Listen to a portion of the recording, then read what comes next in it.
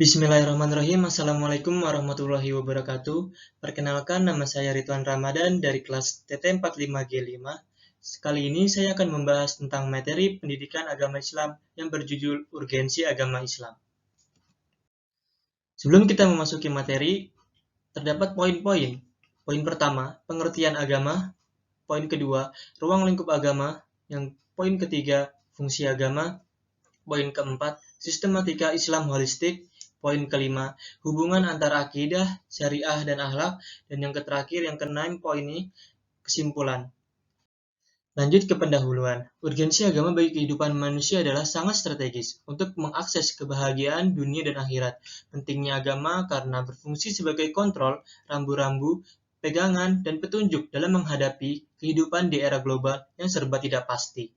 Manusia dan agama merupakan masalah yang sangat penting karena keduanya mempunyai pengaruh besar dalam pembinaan generasi yang akan datang, yang tetap beriman kepada Allah dan tetap berpegang pada nilai spiritual sesuai dengan agama yang datang dari langit atau agama wahyu. Lanjutnya, pengertian ruang lingkup dan agama. Pengertian agama adalah agama atau ad-din dalam bahasa Arabnya adalah keyakinan atau keimanan tentang suatu zat, ketuhanan ilahi yang pantas untuk menerima ketaatan dan ibadah.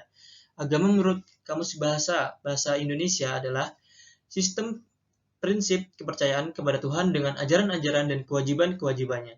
Lebih jelasnya, agama adalah ajaran yang berasal dari Tuhan atau hasil renungan manusia yang terkandung dalam kitab suci secara turun-temurun diwariskan oleh suatu generasi ke generasi lain yang bertujuan untuk memberikan tuntunan dan pedoman hidup bagi manusia agar mencapai kebahagiaan dunia dan akhirat. Jadi, dengan demikian, agama adalah hubungan antara makhluk dan kholiknya. Hubungan ini terwujud dalam sikap batinnya, serta tampak dalam ibadah yang dilakukannya dan tercermin pula dalam sikap kesehariannya. Fungsi agama ada 9. Yang pertama, sebagai sarana pendidikan. Yang kedua, sebagai sarana keselamatan. Yang ketiga, sebagai jembatan perdamaian dunia. Yang keempat, sebagai aksi untuk sosial atau alat untuk sosial. Yang kelima, sebagai benteng kekuatan. Yang keenam, fungsi sosial kepada manusia. Dan yang ketujuh, fungsi sosial agama. Yang kedelapan, fungsi integratif agama. Yang kesembilan, fungsi disintegratif agama.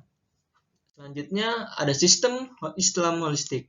Hakikat din al-Islam. Din berasal dari kata dana yadinu dinan, yang artinya tatanan sistem, tata cara hidup. Sedangkan Islam berasal dari kata aslama, yang artinya tunduk, patuh, dan berserah diri.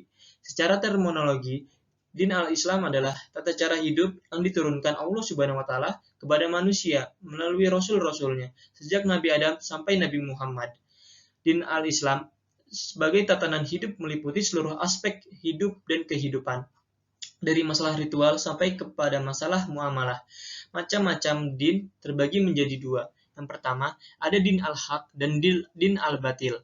Din al-haq itu adalah din yang berisi aturan Allah yang telah didesain sedemikian rupa sehingga sesuai dengan fitrah manusia. Sedangkan al-batil adalah kebalikan dari al-haq. Semua yang tidak ada kekuatannya, tidak diakui, dan tidak disifati sebagai sesuatu yang sah.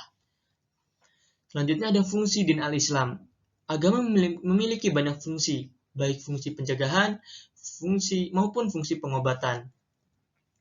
Fungsinya yaitu menjaga keselamatan jasad, menjaga keselamatan psikis, menjaga keselamatan harta, menjaga keselamatan keturunan, menjaga keselamatan akal, menjaga keaslian agama, menjaga dan menyelamatkan umat. Yang terakhir adalah menjaga dan menyelamatkan alam. Lanjut ke pilar-pilar Islam. Terdapat 3. Yang pertama, akidah atau keimanan. Secara bahasa adalah ikatan yang terpatri di dalam hati.